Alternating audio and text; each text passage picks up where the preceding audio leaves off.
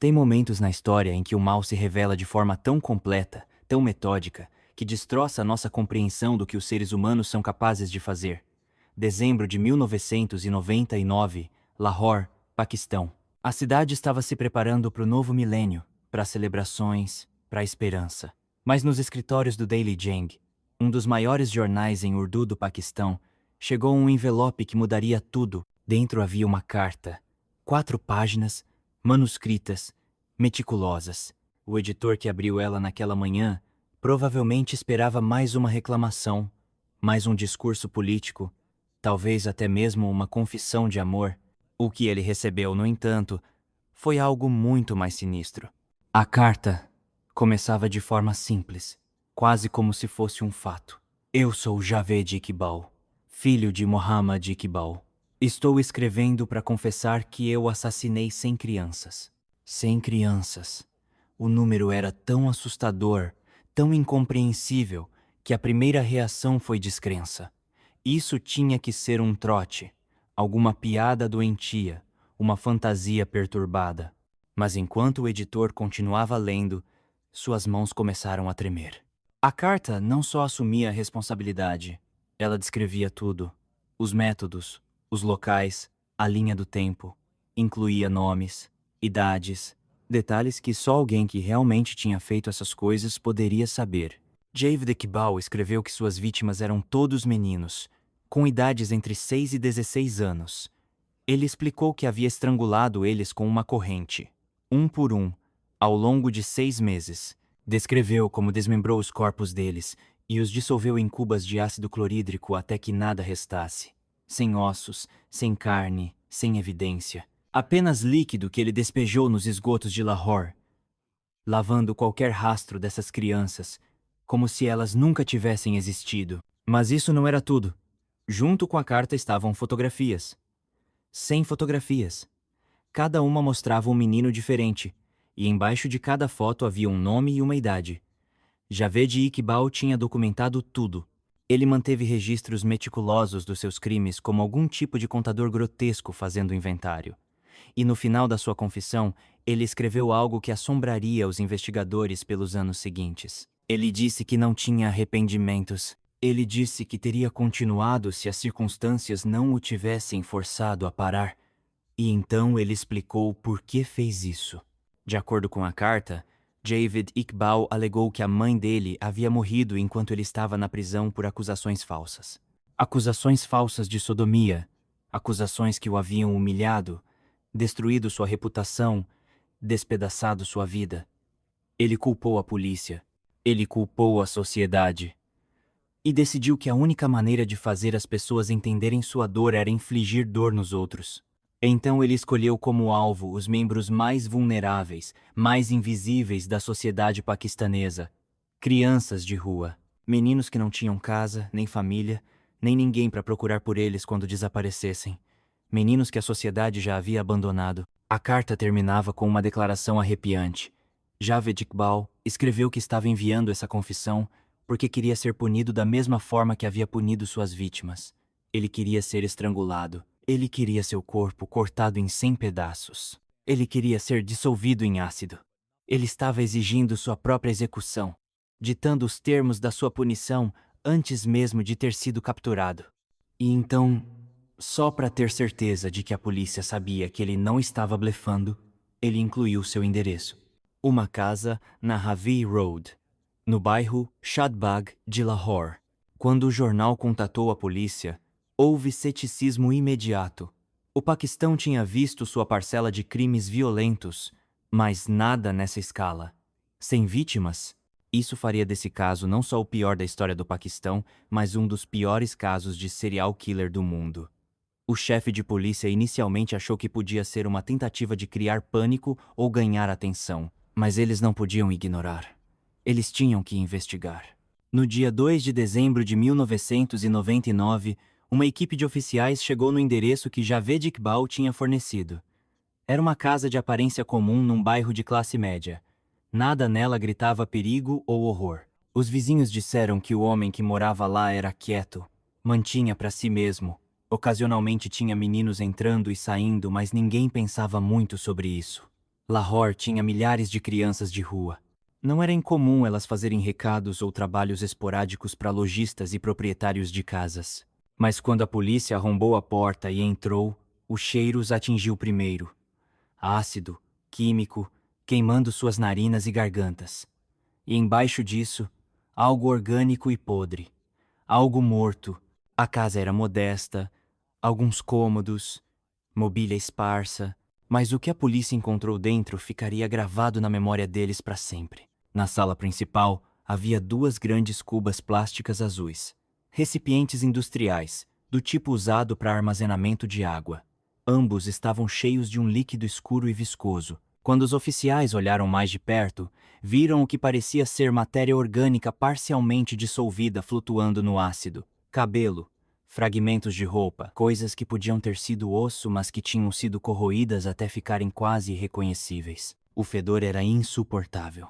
Vários oficiais tiveram que correr para fora para vomitar. Nas paredes, havia manchas de sangue, manchas marrom escuras, que alguém tinha tentado esfregar, mas não conseguiu remover completamente. Num canto, havia correntes. Correntes de ferro pesadas com ferrugem, e o que parecia ser sangue nelas. E espalhadas pela casa, em mesas e prateleiras e pregadas nas paredes, havia fotografias. Dezenas e dezenas de fotografias de meninos. Alguns estavam sorrindo, sem saber do que estava prestes a acontecer com eles. Outros pareciam assustados, confusos, e cada fotografia tinha um nome escrito embaixo com uma caligrafia cuidadosa. Ahmed, 8 anos. Bilal, 10 anos. Shahid, 12 anos. E assim por diante. A polícia encontrou cadernos também. Livros razão onde Javed Iqbal tinha registrado cada assassinato. A data, o nome da vítima, a idade deles, quanto tempo levaram para morrer. Ele manteve registros como se estivesse administrando um negócio. Havia esboços e diagramas mostrando como ele desmembrava os corpos. Havia recibos da compra de ácido clorídrico, galões e galões dele comprados ao longo de vários meses de diferentes fornecedores de químicos para não levantar suspeitas. E depois havia as roupas. Sacos de lixo cheios de roupas de crianças. Camisas rasgadas, sapatos pequenos, calças com manchas. Cada item representava uma vida que tinha sido extinta. A equipe forense estimou que havia evidência suficiente naquela casa para sustentar alegações de pelo menos 80 a 100 assassinatos. Isso não era um trote. Não era alguém buscando atenção. Isso era real. Javed Iqbal realmente tinha feito isso. Ele havia assassinado 100 crianças e dissolvido seus corpos em ácido. Mas o próprio Javed Iqbal não estava em lugar nenhum.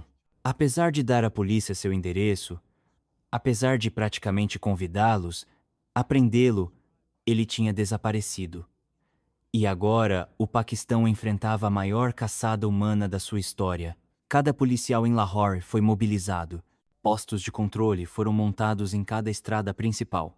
Fotografias de Javed Iqbal foram distribuídas para postos de fronteira, estações de trem, terminais de ônibus. A mídia entrou em frenesi. Essa era a única história que importava. Canais de televisão faziam cobertura contínua. Jornais imprimiam edições especiais. E em casas por todo o Paquistão, pais seguravam seus filhos um pouco mais apertado e se perguntavam como algo assim podia acontecer. Para entender como Javed Iqbal se tornou o monstro de Lahore, temos que voltar ao começo. Ele nasceu em 1960 e em Lahore numa família de classe média. Seu pai, Muhammad Iqbal, era um empresário, e Javed cresceu com relativo conforto. De acordo com todos os relatos, sua infância foi comum. Ele frequentou a escola, embora não fosse um estudante particularmente bom. Ele foi descrito pelos vizinhos como um menino quieto e introvertido que mantinha para si mesmo. Como adulto, Javed Iqbal tentou diversas empreitadas comerciais. Ele administrou uma pequena academia num determinado momento. Ele trabalhou com imóveis. Ele operou uma loja de videogame. Nenhum desses negócios foi particularmente bem-sucedido, mas eles permitiram que ele mantivesse um estilo de vida modesto.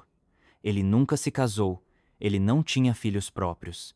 Ele morava sozinho na casa na Ravi Road que seu pai tinha deixado para ele. Mas houve incidentes. Incidentes sombrios que, em retrospectiva, deveriam ter levantado bandeiras vermelhas. Em 1985, Javed Iqbal foi preso por acusações de sodomia. Uma família o acusou de abuso sexual no filho deles. O caso foi a julgamento, mas Iqbal foi liberado por falta de evidência.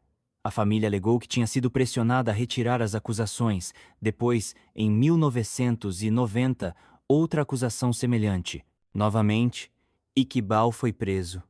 Novamente, ele foi liberado. Dessa vez ele passou vários meses na prisão antes das acusações serem rejeitadas. Foi essa segunda prisão que, de acordo com a própria confissão de Iqbal, se tornou o catalisador da sua onda de assassinatos.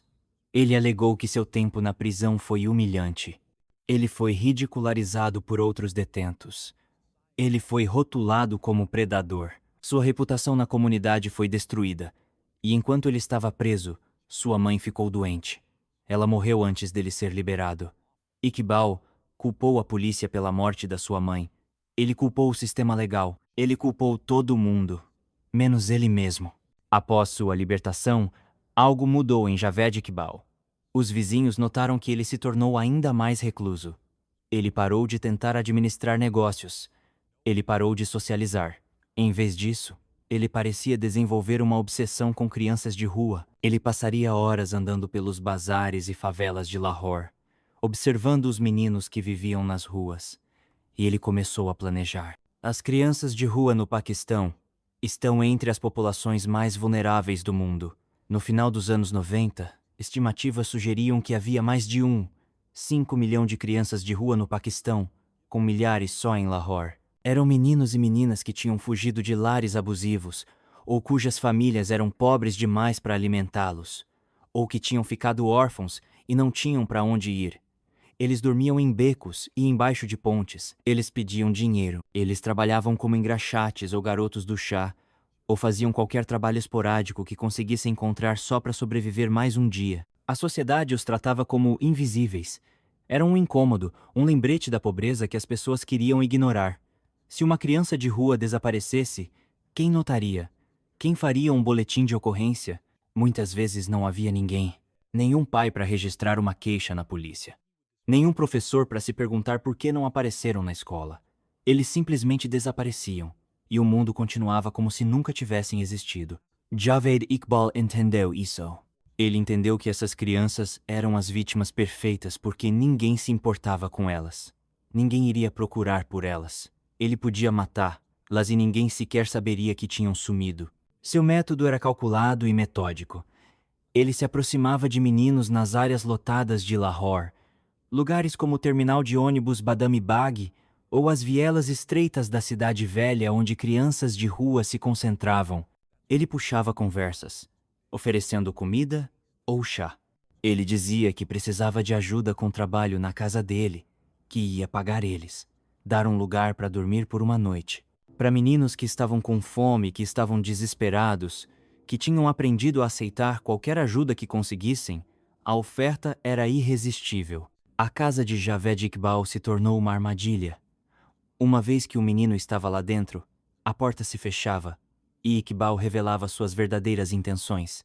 Ele abusava sexualmente das crianças primeiro. Depois, para garantir que elas não pudessem identificá-lo, não pudessem denunciá-lo, não pudessem escapar, ele as estrangulava com uma corrente. Alguns dos meninos morriam rapidamente. Outros lutavam por minutos. Suas mãos pequenas, arranhando a corrente ao redor dos pescoços enquanto Iqbal a apertava com precisão mecânica. Depois que estavam mortos, Iqbal os fotografava. Depois ele desmembrava os corpos usando facas e serras que mantinha para esse propósito. As peças iam para as cubas de ácido clorídrico. O ácido dissolvia carne e osso ao longo de vários dias até não restar nada além de uma lama escura. Essa lama seria despejada no sistema de esgoto. Ela fluiria para o rio Ravi que passava por Lahore, se misturando com resíduos industriais e esgoto, até que qualquer traço de DNA ou restos humanos fossem completamente destruídos. Entre julho e dezembro de 1999, Javed Iqbal matou 100 meninos. Isso é aproximadamente uma criança a cada 2 dias. É um ritmo que parece quase impossível. Mas Iqbal tinha aperfeiçoado seu sistema. Ele sabia quanto tempo o ácido levava para dissolver um corpo. Ele sabia quando ir caçar novas vítimas. Ele manteve seus registros meticulosamente, riscando nomes no seu livro Razão como um lojista rastreando o inventário. Os meninos tinham nomes.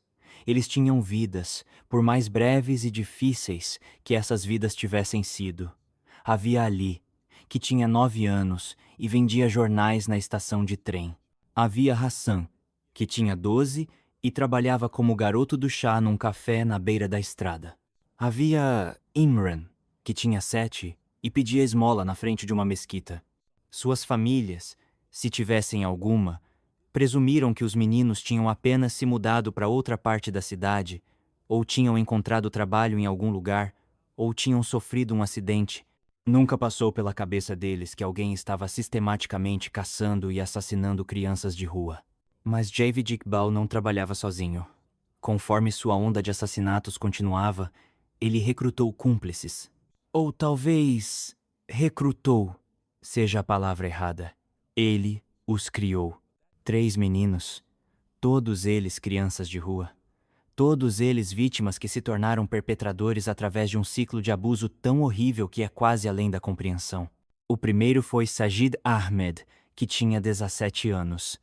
Sajid tinha vivido nas ruas por anos depois de fugir de um pai abusivo. Ele foi uma das primeiras vítimas de Iqbal, mas em vez de matá-lo, Iqbal o manteve vivo. Ele disse a Sajid que se ele ajudasse a atrair outros meninos para casa, se ele ajudasse com os assassinatos, então Iqbal o deixaria viver. Ele teria comida, abrigo, proteção. Sajid, traumatizado e aterrorizado e desesperado para sobreviver, concordou. O segundo cúmplice foi Muhammad Nadim, que tinha 15 anos. Como Sajid, ele tinha sido uma criança de rua, sem teto e vulnerável. Iqbal o havia pego com a promessa de trabalho, tinha abusado sexualmente dele e então, em vez de matá-lo, tinha feito uma oferta: me ajude ou morra como os outros. Nadim escolheu viver.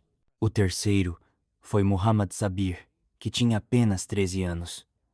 Ele era o mais novo dos cúmplices, ainda uma criança ele mesmo. Ele tinha assistido Iqbal assassinar outros meninos. Ele tinha sido forçado a ajudar a limpar o sangue, a desmembrar corpos, a despejar os restos nas cubas de ácido. O trauma tinha quebrado algo dentro dele. Ele parou de resistir. Ele fazia o que lhe mandavam porque a alternativa era a morte. Esses 3 meninos se tornaram ajudantes de Iqbal. Eles saíam para as ruas e faziam amizade com outras crianças. Crianças que confiavam neles porque eram da mesma idade. Eles traziam essas crianças de volta para casa na Harvey Road. E então eles assistiam ou às vezes participavam, enquanto Iqbal as assassinava. É um padrão visto em outros casos de serial killers, onde vítimas são manipuladas ou coagidas a se tornarem cúmplices. Mas isso não torna menos horrível. Eram crianças que tinham sido tão completamente traumatizadas e controladas que ajudavam seu abusador a matar outros iguais a eles. Por 6 meses, isso continuou. 6 meses de assassinato e descarte e caça por novas vítimas. E de alguma forma, incrivelmente, ninguém notou. A polícia não estava procurando por um serial killer porque eles não sabiam que um existia.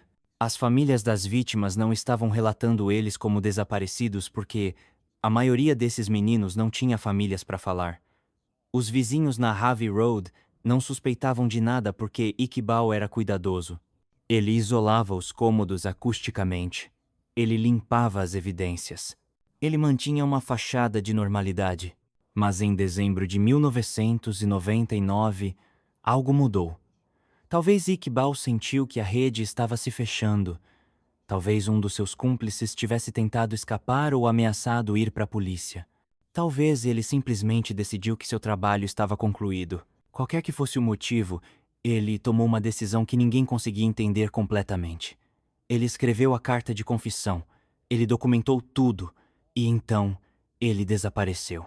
A caçada humana que se seguiu foi sem precedentes na história do Paquistão. O rosto de Javed Iqbal foi estampado em cada tela de televisão, cada jornal, cada cartaz de procurado. A polícia organizou grupos de busca que vasculharam as ruas de Lahore, checando cada esconderijo conhecido de criminosos, cada hotel barato, cada prédio abandonado. Eles entrevistaram centenas de pessoas. Eles seguiram milhares de dicas do público, a maioria das quais não levou a lugar nenhum. Enquanto isso, a descoberta da casa na Harvey Road tinha desencadeado uma onda de pânico por toda Lahore. Pais que tinham descartado seus filhos desaparecidos como fugitivos, de repente se perguntavam se eles tinham sido vítimas. Famílias começaram a aparecer nas delegacias de polícia com fotografias, perguntando se seus filhos estavam entre os 100 que Iqbal tinha documentado. Foi um processo de partir o coração. Oficiais dispunham as fotografias que tinham sido recuperadas da casa de Iqbal e os pais percorriam elas com os olhos, rezando para não ver o rosto do filho, mas precisando saber. Alguns pais encontraram seus filhos naquelas fotografias. Uma mãe reconheceu seu filho de 10 anos que tinha desaparecido 8 meses antes. Ela tinha pensado que ele tinha ido para outra cidade procurar trabalho. Um pai identificou seu filho de 14 anos, um menino que ele tinha expulsado de casa depois de uma discussão, achando que ele voltaria depois de alguns dias. Ele nunca voltou. A dor naquela delegacia era sufocante. Esses pais estavam sendo informados de que seus filhos não tinham apenas morrido.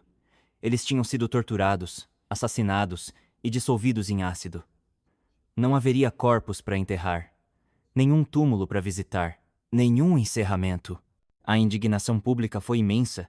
Como isso tinha sido permitido acontecer? Como 100 crianças tinham desaparecido sem ninguém notar? A polícia foi criticada pela sua inação, por não levar a sério a questão das crianças de rua desaparecidas.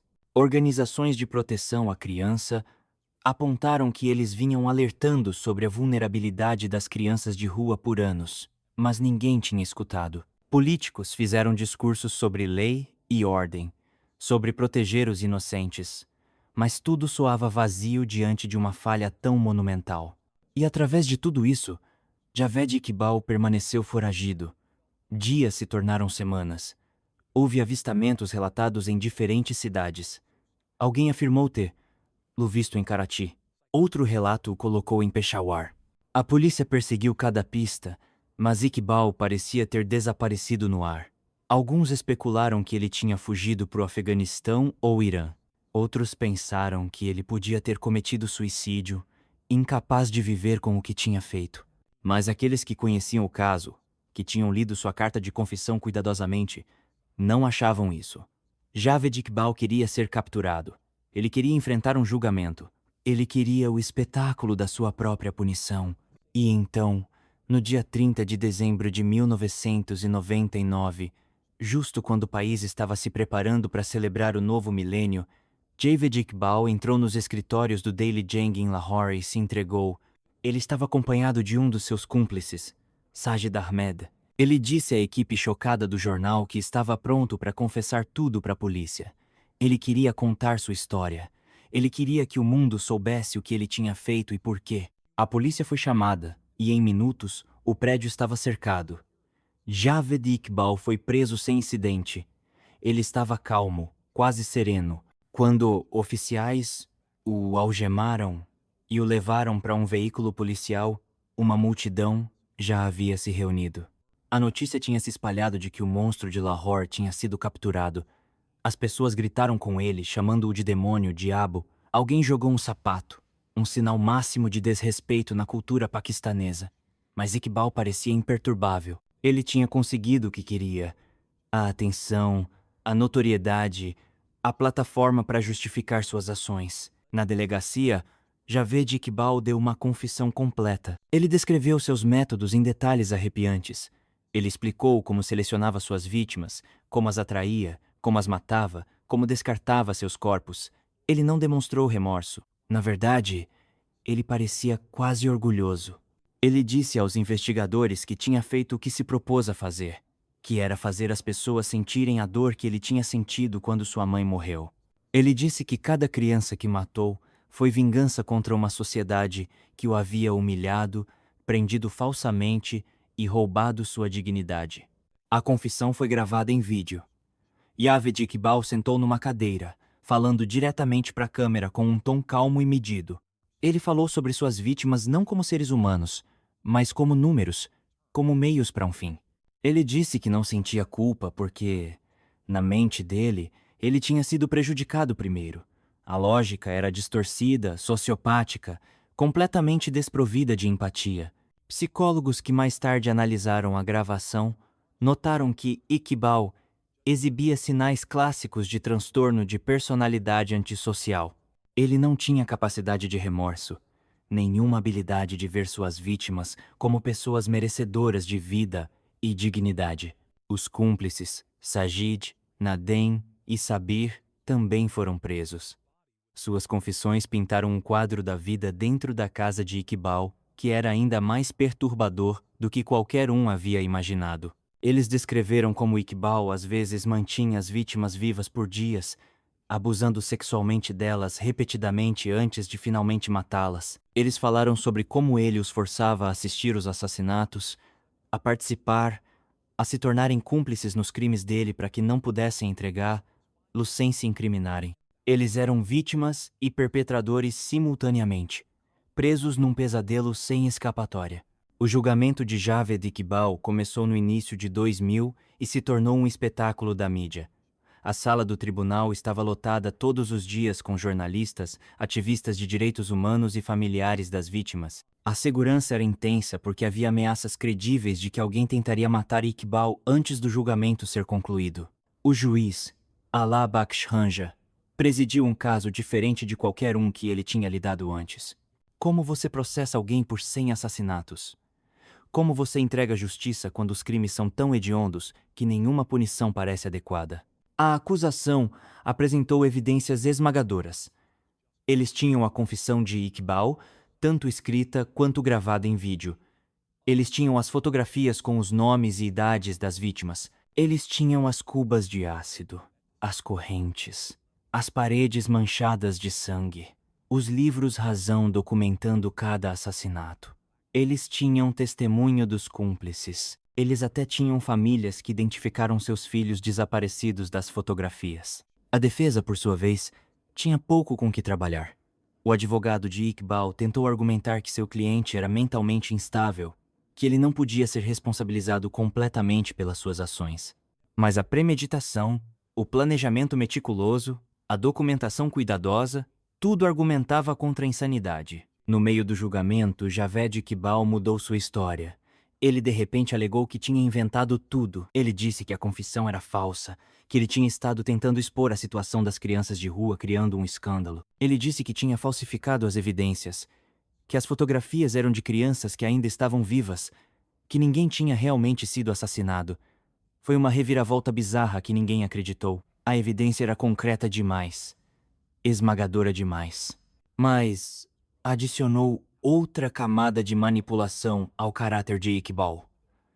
Mesmo no tribunal, enfrentando a pena de morte, ele estava tentando controlar a narrativa. No dia 16 de março de 2000, o juiz Alaa Baksh Hanja entregou o veredito. Javed Iqbal foi considerado culpado de 100 acusações de assassinato. A sentença foi sem precedentes, chocando até mesmo aqueles que vinham acompanhando o caso de perto. O juiz determinou que Iqbal seria executado por estrangulamento na frente dos pais das suas vítimas. Seu corpo seria então cortado em 100 pedaços, um para cada criança que ele havia assassinado. Esses pedaços seriam dissolvidos numa cuba de ácido, da mesma forma que ele havia dissolvido suas vítimas. Era uma justiça olho por olho levada à sua interpretação mais extrema. O juiz também sentenciou Iqbal a 700 anos de prisão, 7 anos para cada vítima, embora isso fosse em grande parte simbólico dada a sentença de morte. Ele foi multado no equivalente a cerca de $10.000. Novamente um gesto simbólico. Os cúmplices, Sajid, Nadem e Sabir, também foram considerados culpados e sentenciados à morte, embora houvesse um debate significativo sobre se eles deveriam ser considerados tão responsáveis quanto Iqbal, dado que eram menores e tinham sido coagidos. A sentença gerou controvérsia internacional. Organizações de direitos humanos, incluindo a Anistia Internacional, condenaram como punição cruel e incomum. Eles argumentaram que não importa quão hediondo fosse o crime, tortura e mutilação do condenado iam contra os princípios básicos dos direitos humanos. As Nações Unidas emitiram uma declaração expressando preocupação. Até mesmo dentro do Paquistão, houve debate. Algumas pessoas achavam que a sentença era justificada, que Iqbal merecia sofrer da forma que suas vítimas tinham sofrido.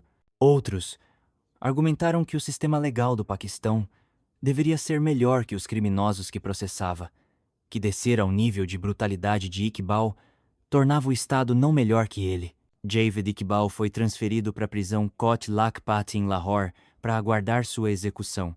Ele foi colocado numa cela de alta segurança, mantido em isolamento para sua própria proteção. Outros detentos tinham deixado claro que o matariam se tivessem a chance. Mesmo entre criminosos, há uma hierarquia do mal, e aqueles que machucam crianças estão no fundo. Mas Iqbal nunca enfrentaria a execução que tinha sido prescrita para ele. Na manhã de 8 de outubro de 2001, guardas encontraram Javed Iqbal morto na sua cela. Sajid Ahmed, um dos seus cúmplices que estava sendo mantido numa cela adjacente, também foi encontrado morto. A decisão oficial foi suicídio.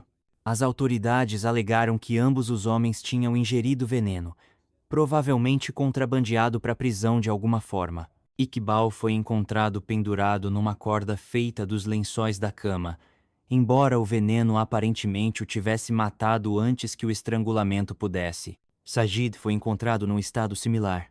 Mas quase imediatamente surgiram perguntas. Como eles conseguiram veneno numa prisão de segurança máxima? Por que havia hematomas no corpo de Iqbal que sugeriam que ele tinha sido espancado pouco antes da sua morte?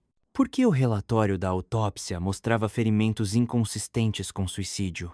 Muitas pessoas acreditaram que Iqbal tinha sido assassinado por guardas ou outros detentos, possivelmente com a aprovação tácita de autoridades que sabiam que executar sua sentença oficial seria problemático legal e politicamente.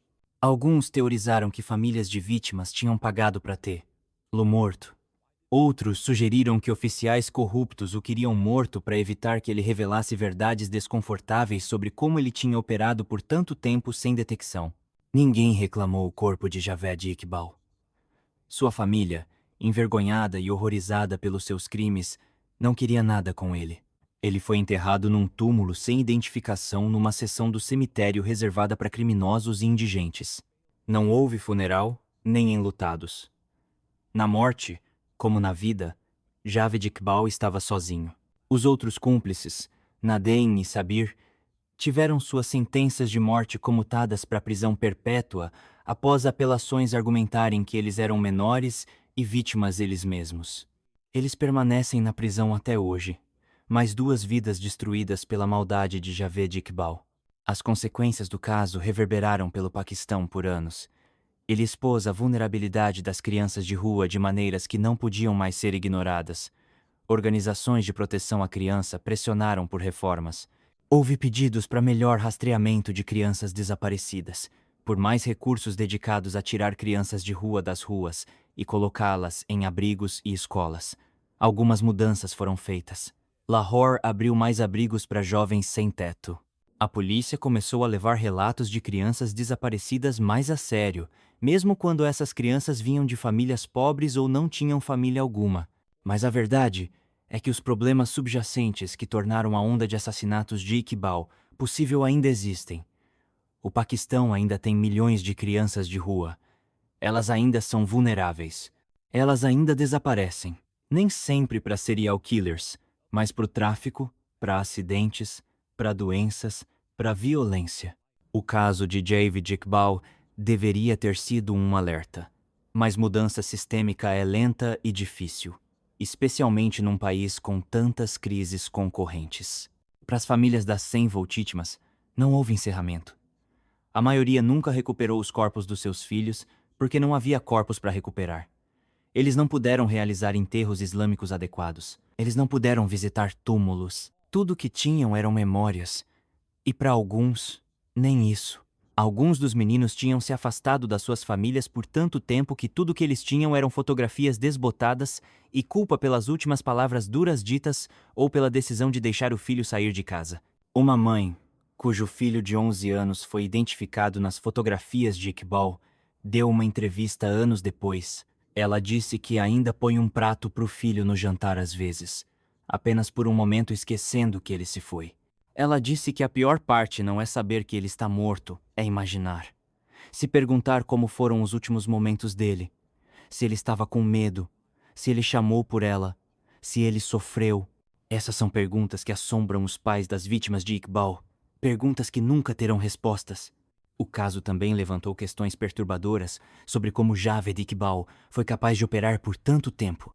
As acusações de sodomia anteriores em 1980 e 5 em 1990 eram realmente falsas como ele alegou, ou eram acusações legítimas que não foram devidamente processadas? Se fossem verdadeiras, esses assassinatos poderiam ter sido prevenidos se ele tivesse sido devidamente condenado e monitorado. Porque os vizinhos não relataram o cheiro vindo da casa dele, o fluxo constante de meninos entrando mas nunca saindo? Por que a polícia não investigou mais cedo quando pais de crianças de rua tentaram relatá-las como desaparecidas, apenas para serem dispensados porque seus filhos não importavam?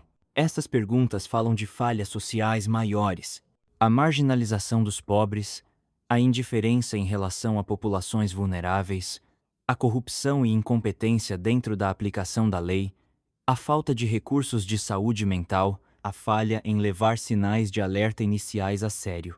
Javed Iqbal era um monstro, mas ele era um monstro que a sociedade permitiu florescer através da sua própria negligência e preconceito. De um ponto de vista psicológico, Javed Iqbal permanece um estudo de caso perturbador. A maioria dos serial killers tenta esconder seus crimes, evitar captura pelo maior tempo possível. Mas Iqbal documentou tudo. Ele fotografou suas vítimas. Ele manteve registros meticulosos. E então ele se entregou, praticamente exigindo ser punido. Psicólogos debateram suas motivações. Alguns argumentam que ele tinha um complexo de mártir, que ele queria ser visto como alguém que tinha sofrido grande injustiça e, portanto, estava justificado na sua vingança. Outros sugerem que ele era simplesmente um sádico que obtinha tanto prazer da infâmia e atenção quanto dos assassinatos em si. Suas alegações sobre a morte da mãe dele ser o catalisador para os crimes foram em grande parte descartadas como racionalização. Embora seja verdade que a mãe dele morreu por volta da época da sua prisão em 1990, não há evidência de que a morte dela foi diretamente causada pela prisão dele. Mais provavelmente, Iqbal estava procurando uma desculpa, uma narrativa, que tornaria suas ações de alguma forma justificadas, ou pelo menos compreensíveis. Na realidade, sua escolha de escolher como alvo crianças vulneráveis sugere alguém que era fundamentalmente covarde. Ele não atacou aqueles que realmente o prejudicaram, os policiais, os juízes, os acusadores. Ele atacou crianças que não tinham nada a ver com suas queixas, porque eram alvos fáceis. O legado de Javed Iqbal é uma mancha escura na história do Paquistão. Ele permanece o pior serial killer da história do país e um dos serial killers mais prolíficos da história mundial. Seu caso é estudado em cursos de criminologia, analisado em papers acadêmicos e apresentado em documentários. Um filme sobre seus crimes foi lançado em 2022. Embora tenha gerado controvérsia e pedidos de censura daqueles que achavam que ele sensacionalizava os assassinatos. Mas além das estatísticas, além da infâmia, há 100 crianças que nunca puderam crescer. Meninos que poderiam ter se tornado pais, maridos, professores, lojistas, sonhadores. Seu potencial foi roubado. Suas vidas foram reduzidas a nomes num livro-razão, fotografias num arquivo policial, breves menções em artigos de notícias sobre um monstro. Eles mereciam melhor. Eles mereciam ser vistos, ser valorizados, ser protegidos, e a sociedade falhou com eles. Há um parque em Lahore agora, pequeno e modesto, que foi dedicado à memória de crianças de rua que perderam suas vidas para violência e negligência. Ele não menciona especificamente Javed Iqbal ou suas vítimas, mas é entendido ser um memorial a eles entre outros.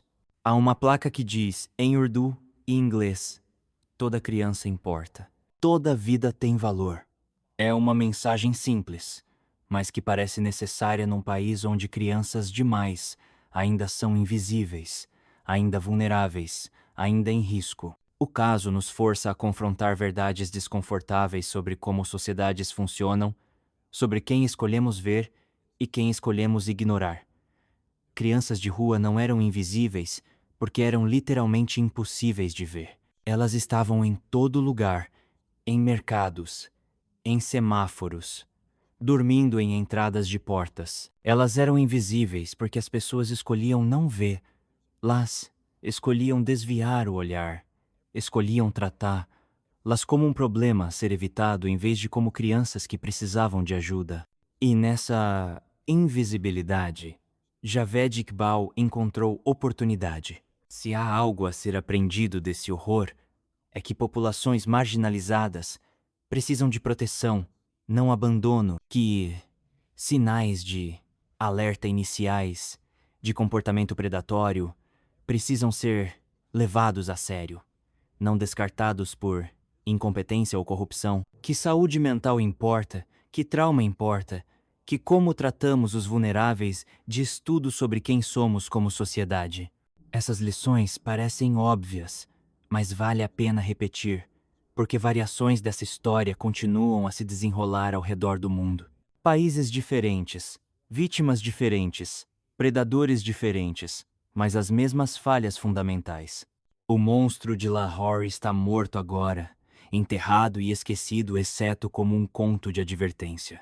Mas as crianças que ele matou não estão esquecidas, não pelas suas famílias, não por aqueles que trabalharam no caso, não por uma nação que foi forçada a olhar para si mesma e ver algo muito feio refletido de volta. Seus nomes estão registrados, seus rostos são lembrados.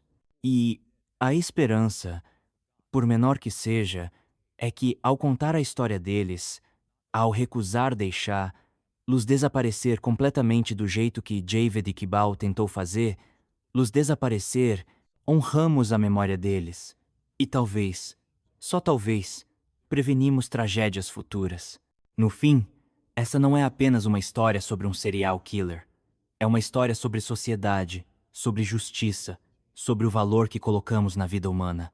É sobre 100 meninos que mereciam melhor do que conseguiram, que mereciam segurança e amor e a chance de simplesmente existir. E é um lembrete de que o mal nem sempre se anuncia com alarde. Às vezes ele vive numa casa comum, numa rua comum, se escondendo atrás de uma fachada de normalidade até o dia em que uma carta chega e a verdade se derrama como ácido, queimando qualquer ilusão de que vivemos num mundo onde crianças estão sempre seguras, sempre valorizadas, sempre vistas. As famílias ainda se lembram. Todo aniversário que nunca será celebrado, todo marco que nunca será alcançado, toda oração que permanece sem resposta. Eles carregam o peso de uma perda que nenhum humano deveria ter que carregar. E nós, removidos da dor deles, mas conectados à humanidade deles, carregamos a responsabilidade de lembrar dos filhos deles, de falar seus nomes e de fazer melhor. Se você conhece uma criança que precisa de ajuda, entre em contato. Se você vê vulnerabilidade sendo explorada, diga alguma coisa. Se você tem condições de apoiar organizações que trabalham com crianças de rua, jovens deslocados ou vítimas de abuso, considere contribuir. Essas histórias não precisam continuar se repetindo. Mudança é possível. É difícil, é lenta, mas é possível. E começa com a recusa de desviar o olhar daqueles que a sociedade tornou invisíveis. Os 100 meninos de Lahore se foram, mas não estão esquecidos. Que eles descansem em paz. Que suas famílias encontrem alguma medida de conforto. E que todos nós trabalhemos em direção a um mundo onde nenhuma criança é tão esquecida, tão invisível, que um monstro possa roubar sua vida e ninguém sequer perceba que ela se foi.